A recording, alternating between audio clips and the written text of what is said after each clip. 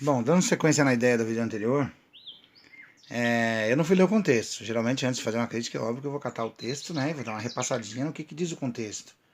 Para saber se realmente a pessoa. Eu não vou fazer uma crítica aqui infundada, não vou ser injusto com aquele que eu estou criticando. Eu estou criticando aqui o tal do pai do protestantismo, né? Há 500 e poucos anos ele é considerado o cara que fez a reforma.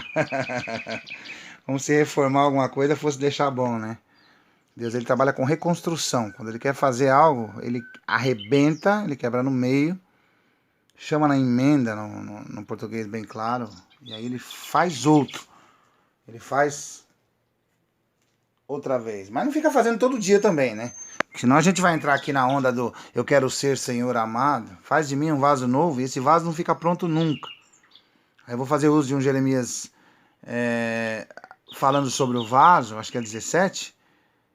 E vou ferir o texto quando eu digo para uma eclésia, um povo, olha, a palavra de Deus nos diz que temos que ser como vaso na mão do oleiro. A palavra de Deus diz lá em Jeremias.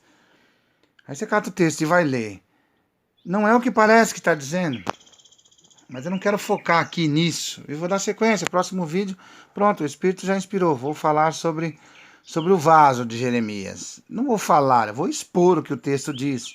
E muitas vezes a pessoa lê, mas ela não consegue entender o que ela está lendo, né?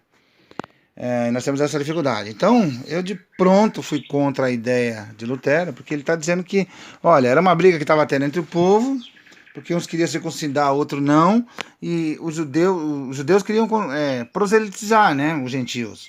E aí Paulo disse que não havia necessidade, porque tanto faz a circuncisão, se ter ou não ter. Só que Lutero está fazendo aqui uma avaliação somente desse texto. Ele precisava catar o todo, ele precisa catar a Bíblia toda. Ele não é o pai do protestantismo, ele não é o pai da religião, ele não é o pai dos crentes. Então ele tem que catar a escritura num todo e ler. E saber do que ele está falando. Ele sabe, é lógico que aqui foi uma má intenção. A gente sabe desses seres humanos, como é que eles lidam com a escritura, né? Quando eu olho para isso, eu já lembro de Paulo, falando aos Colossenses, falando aos Filipenses, falando aos Coríntios, falando para os Romanos. Ele fala para quase todas as cartas, ele vai falar da circuncisão. Como que não? Ó, a gente está em Colossenses, no seu capítulo 2, o verso é o 10. E estáis perfeitos nele, que é a cabeça de tudo, principado e potestade. Cristo, o arquétipo maior, que é a cabeça do corpo. Principado e potestade aqui, ele está usando uma hierarquia, duas peças de uma hierarquia, né? Para simbolizar... como é que fala? Hierarquia mesmo, grupos, cadeia de pessoas liderando. E ele sendo o topo.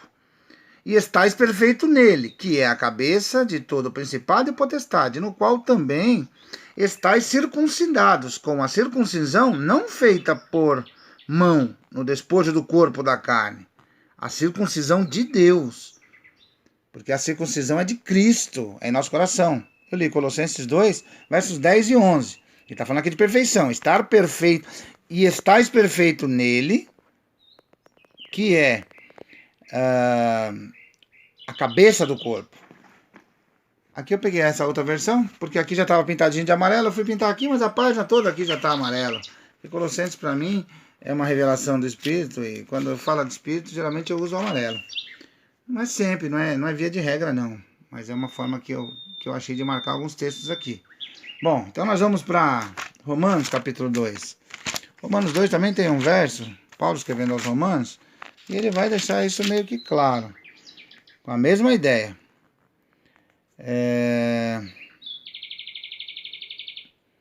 Mas é judeu o que é no interior, e circuncisão a que é do coração, no espírito, não na letra, cujo louvor não provém do homem, mas vem de Deus. O elogio aqui é para aquele que fez a obra. Tetelestai, né? Na cruz. Está consumado. A circuncisão no coração nosso, de uma forma espiritual, foi feita lá na cruz. Só que agora, de uma forma na alma, na vontade, eu que tenho que fazer, sacrificando as coisas em que eu gosto, para circuncisar o meu entendimento. Paulo escreve a Romanos 12, que nós deveríamos ser renovados, né? Romanos 12,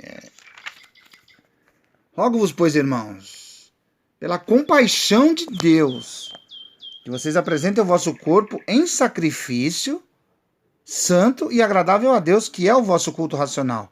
E não vos conformeis com este mundo, mas transformai-vos pela renovação do nosso entendimento. A renovação do nosso entendimento é a circuncisão, que é feita provocativamente, né? Eu tenho que fazer, eu tenho que me esforçar para fazer. Para que experimenteis qual seja a boa, a perfeita e a agradável vontade de Deus. Esse versículo é clichê. Esse versículo é muito comum a pessoa ler esse versículo e vai dizer: ah, agora a vontade boa de Deus, é a vontade boa de Deus, é a vontade boa de Deus. Mas ele não fala que você tem que transformar a sua mente, mudar a sua forma de entender as coisas. Você precisa buscar esse entendimento vindo do Pai. 1 Coríntios 7, ele vai dar a mesma ideia aqui.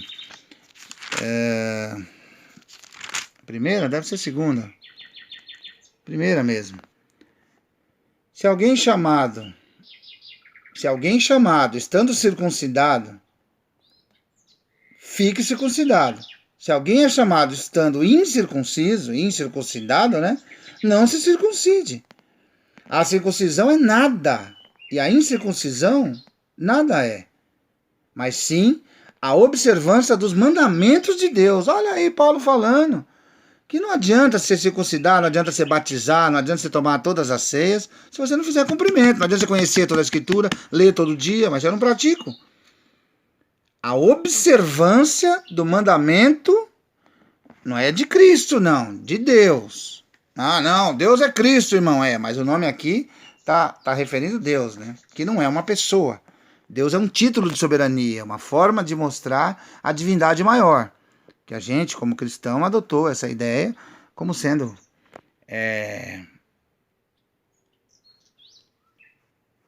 deu um branco, como sendo essa ideia aí. Deus abençoe a todos aí, tenham um bom dia.